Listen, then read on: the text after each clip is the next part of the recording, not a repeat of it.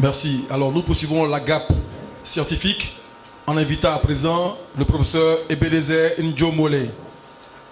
Le professeur Ebenezer Njomole est celui qui a fait découvrir le mouvement transhumanisme en Afrique à partir de ses travaux publiés en 2017 et 2020. Je disais que le professeur Njomole est celui qui a fait découvrir le mouvement transhumanisme en Afrique à partir de ses travaux publiés en 2017 et 2020.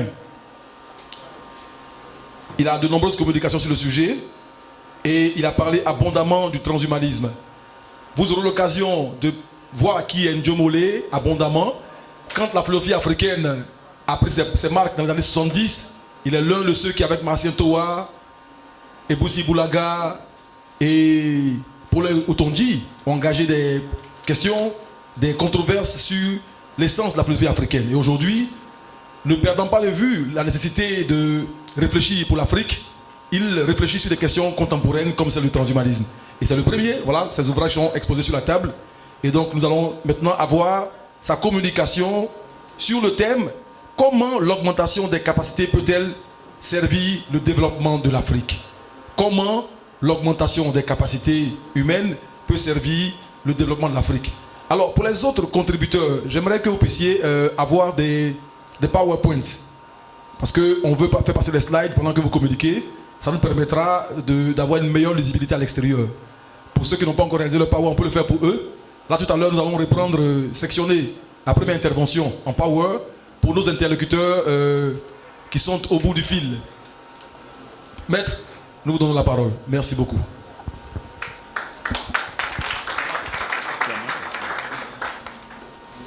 Voilà, alors vraiment, vous voyez ranger des livres parce que je voulais aller vite et présenter à l'auditoire, aux participants, ce que nous avons produit. Mais je vais commencer par le presque dernier. Je dis presque dernier. Nous sommes, ça c'est la discussion avec Marc Roux, le président de l'Association française transhumaniste. Ah voilà. Et ce petit ouvrage, sorti chez La Matin en décembre 2023 déjà, s'intitule « Quelle réception du transhumanisme en Afrique ?» Discussion d'un Africain avec le président de l'Association française transhumaniste. L'Africain, c'est bien sûr Njomole, et le non-Africain, c'est bien sûr Marc Roux, le président de son association française transhumaniste. Alors là, je commence par ce livre parce que, ben oui, il est un aboutissement. C'est parce que Marc Roux a vu qu'en Afrique, quelqu'un a publié sur le transhumanisme qu'il a invité Njomole en 2022 au 17e congrès mondial justement du transhumanisme pour la première fois. J'étais content d'y être allé avec ECPO de Côte d'Ivoire, ici présent. Alors voilà, alors ce débat vient après donc le tout premier livre traduit en anglais, un transhumanisme, marchand de sciences et avenir de l'homme, chez La Matin, traduit déjà en anglais, suivi de, un an après, en 2018, quelle éthique pour le transhumanisme, des hommes augmentés, des postes humains, demain en Afrique. Alors là, effectivement, vous verrez la réponse que j'ai donnée. Et puis en 2020, alors, la maîtresse des sciences NBIC, intelligence artificielle, m'inspire ce livre, Ligne rouge éthique de l'intelligence artificielle.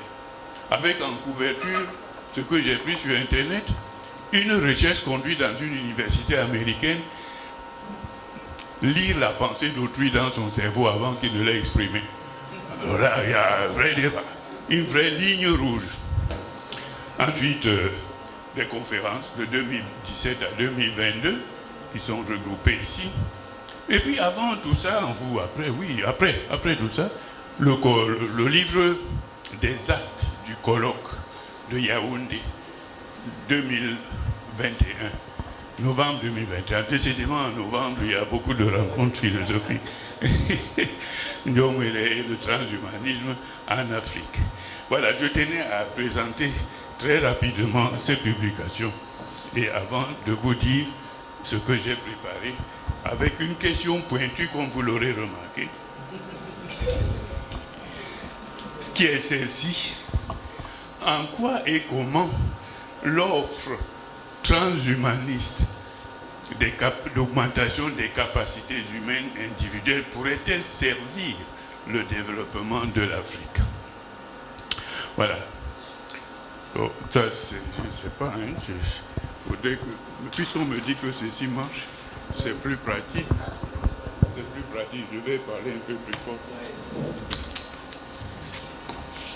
Alors, je ne voudrais pas passer sous silence la dimension protocolaire aussi de remerciements à adresser à Marc Kourou, au président de l'association française, comme il a dit lui-même, représentant de l'Organisation mondiale du transhumanisme, et remercier aussi José Guébo, le professeur José Guébo, qui a suivi de très près ce qui se passait, qui m'avait même proposé de prendre la main de créer une association africaine transhumaniste. Et comme il voyait que je traînais, ben, il a créé la Société ivoirienne transhumaniste, que je félicite, et qui, grâce à laquelle, avec l'association, avec Marc Roux, l'association française transhumaniste, nous permet de nous retrouver aujourd'hui en terre africaine. Merci encore pour ça.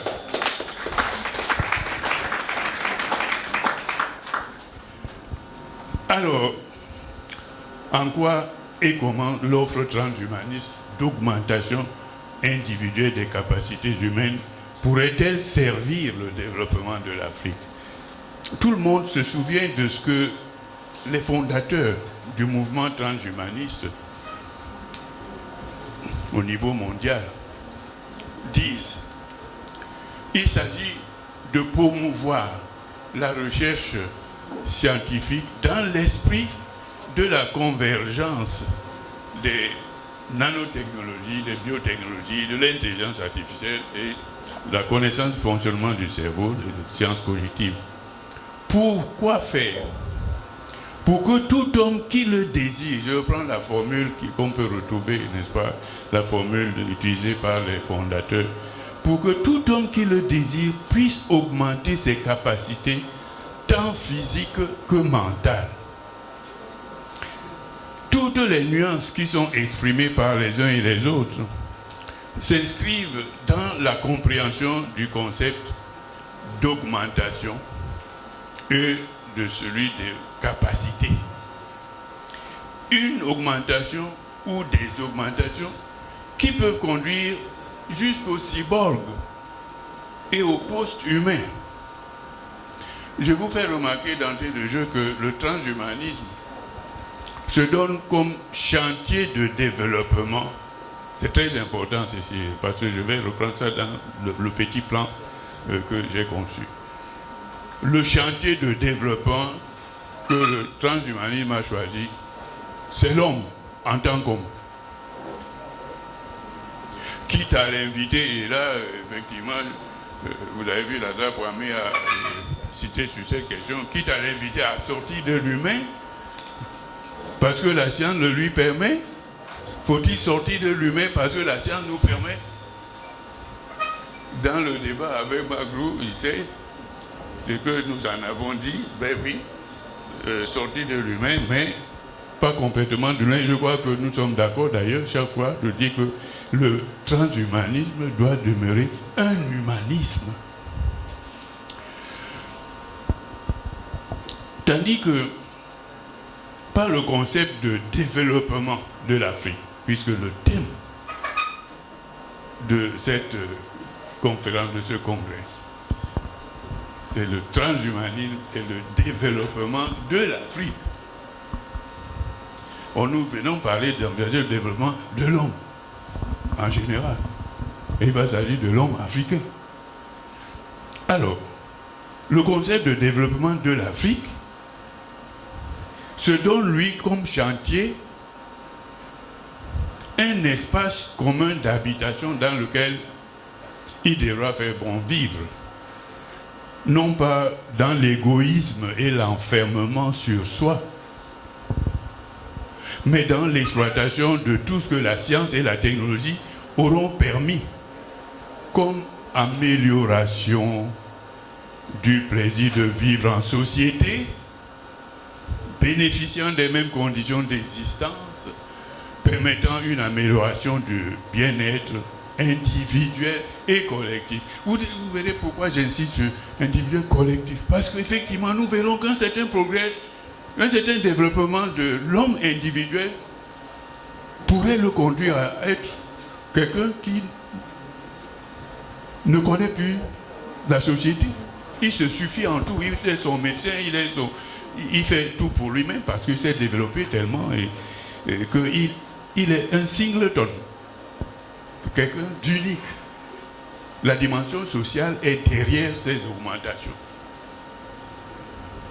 À propos de l'homme comme être de référence, dans le concept d'augmentation des capacités et le cadre global d'habitation qu'est le pays ou toute l'Afrique, dans le cas qui nous concerne aujourd'hui, permettez-moi de vous lire un court passage du début de l'introduction de mon petit ouvrage intitulé « Développer ER, la richesse humaine », qui avait été conçu en 1980 pour compléter l'essai sur la signification humaine du développement, beaucoup plus connu sous le titre de « Développer de la médiocrité à l'excellence ». J'ai écrit ceci dans cette introduction, et permettez-moi de me citer. Quand on parle de développement dans les pays sous-développés, comme dans les pays développés, on sous-entend développement des sociétés et des nations. L'être de référence est le grand groupe, la nation, possédant des richesses propres et potentielles. Se développer pour cet être de référence ne présente aucun mystère. C'est voir chacun de ses avantages et atouts naturels exploités au maximum. À savoir que les cours d'eau servent à l'écoulement des biens et à la circulation des hommes, sans négliger la fourniture de l'énergie. Que les forêts fournissent le bois, que le sous-sol livre ses minéraux, et ainsi de suite. Lorsque les économistes et les hommes politiques parlent de développement, ils n'ont la plupart du temps en vue que le développement de ce cadre de vie qui lui-même doit être subordonné aux aspirations de cet autre être de référence qui évolue en son sein, à savoir l'homme. Et pourtant, on a toujours dit, pendant que j'affirme cela, je sais qu'en même temps, on dit l'homme doit être au centre du développement. Eh bien oui, nous nous trouvons donc là dans une situation où on ne peut pas reprocher au transhumanisme de mettre l'accent sur l'homme. Puisque de tout temps, on a toujours dit, même si les économistes et les gestionnaires des économies et des nations renvoient cet aspect de développement au second plan, à savoir l'homme au centre du développement, ça veut dire quoi? C'est plutôt les enrichissements. Nous allons voir tout à l'heure quelques présentations de ces développements à travers les statistiques. Alors donc,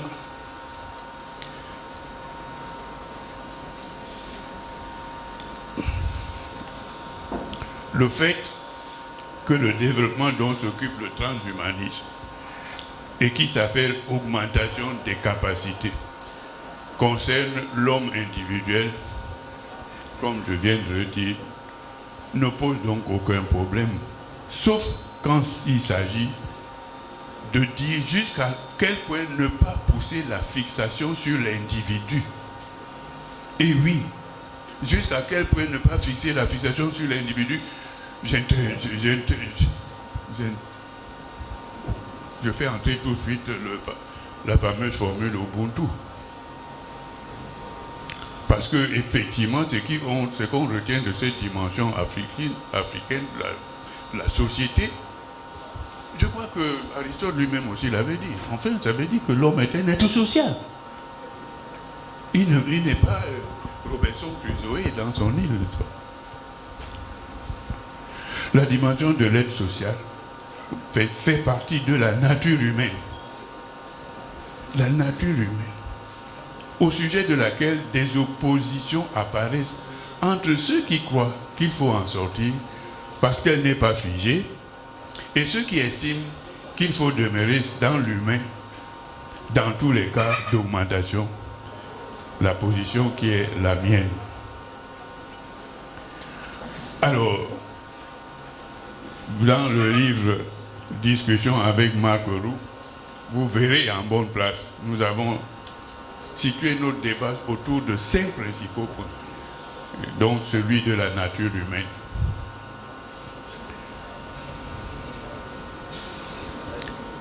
Dans un premier temps donc, et considérant que le transhumanisme ne s'intéresse qu'à l'homme individuel et non aux sociétés ni à des pays globaux, je vais rappeler ce que nous savons tous à propos du mot d'ordre de l'augmentation des capacités de tout homme. Le deuxième point que je vais évoquer concerne le concept de développement de l'Afrique et ce qu'il faut en attendre. Parce que voilà notre concept, développement de l'Afrique. Dans un troisième moment, il s'agirait pour moi de présenter une sorte d'anti-portrait du type d'homme dont le développement de l'Afrique a besoin. Précisément dans le but de dire en quoi le transhumanisme pourrait contribuer à rendre positif le portrait négatif que j'aurais brossé. Ça veut dire qu'il y a des choses à faire. La science, promue par le transhumanisme en Afrique, doit trouver les enfants d'Afrique pour embrasser toutes sortes de technologies et faire en sorte que ce qu'on a décelé de négatif chez ce type d'homme qui ne peut pas contribuer au développement de l'Afrique parce qu'il n'est pas augmenté, parce qu'il est resté quand même un homme sous la valeur de l'homme normal, qui n'est pas encore augmenté, avant même de chercher à être augmenté, n'est-il pas un sous-homme? La dernière considération va être consacrée au rôle à reconnaître au pouvoir d'État, qui est appelé à organiser et à faire se réaliser la contribution de la science transhumaniste à l'atteinte du stade du continent développé. Alors voilà, je vais rappeler tout cela en ceci. Premier point dans mon développement, quel est le type d'homme que... Deuxième point, que faudrait-il entendre par développement de l'Afrique? Troisième point, quel type d'homme pour effectuer ce développement? Et puis, ma foi, le quatrième point, le rôle du pouvoir d'État dans ce que le transhumanisme peut apporter au développement de l'Afrique. 2 points, la réforme de l'école et la diffusion de la culture scientifique auprès du peuple. Alors, premier point, je vais tâcher d'aller vite parce que j'ai déjà annoncé pas mal de choses. Quel est le type d'homme que promeut le transhumanisme? Je ne vais pas entrer dans les détails que tout le monde connaît et qui ont déjà été rappelés tout à l'heure par Lazare. Monsieur le professeur Lazare Poamé, le maître professeur Ndjomolé, promeut, n'est-ce pas, l'homme collectif. Donc ce que l'Afrique apporte dans le dialogue avec le transhumanisme, c'est de faire jouer, n'est-ce pas, les deux pôles qui signent l'unité de l'homme, c'est-à-dire l'homme individuel et l'homme collectif. Et le bien fondé, la réflexion transhumaniste, ainsi que le maître l'a mis en lumière, est bien le fait que pour le transhumanisme, l'homme est au cœur, n'est-ce pas? L'homme est au cœur de la réflexion transhumaniste. Et deuxième grand apport du transhumanisme, c'est bien la culture scientifique. Alors, comment la promouvoir en Afrique? Il nous faut, comme nous l'enseigne le maître, il nous faut sortir de ce qu'il a appelé l'homme critique, l'homme des crises. Pour sortir des crises, il nous faut adopter quelle attitude? Ni superstition, ni paresse, ni sorcellerie. Il nous faut, pour nos pouvoirs d'État en Afrique, il faut regrouper nos surdoués, dont l'intelligence n'a pas à être rendue artificielle, les regrouper nos surdoués, leur donner des missions afin que nos enfants ne soit pas, afin que nous ne laissions pas les enfants d'Afrique être conditionnés, afin qu'on ne leur implante pas des cerveaux artificiels, mais plutôt, il nous faut tous ici présents, dans cet auditoire, durant ces 2 journées d'assises, œuvrer à ce que nous sortions de nos laboratoires pour embrasser les attentes de nos populations, afin de nous employer à des projets concrets qui vont permettre que l'Afrique puisse être ce qu'elle est, c'est-à-dire tenir droit devant les problématiques universelles, afin que l'humanité ne soit pas victime de l'artificiel, mais que l'homme soit, n'est-ce pas, que le transhumanisme demeure humaniste. Et donc il y a de grands ouvrages qui sont le signe du dialogue du maître avec les grands maîtres, n'est-ce pas, du transhumanisme, dont Marc Roux. Et donc nous sommes vraiment invités à poursuivre ce dialogue, ce débat, n'est-ce pas, durant ces 2 assises. Un grand merci au grand maître. Alors, il va nous indiquer quelque chose en plus. Non, je voulais savoir si ce que j'avais suggéré à l'organisateur côté Abidjan, demander à l'Harmattan de venir, quand on a l'habitude de faire ça, quand il y a un colloque comme ça, il y a des stands de présentation d'ouvrages. Hein? Un temps spécial début décembre.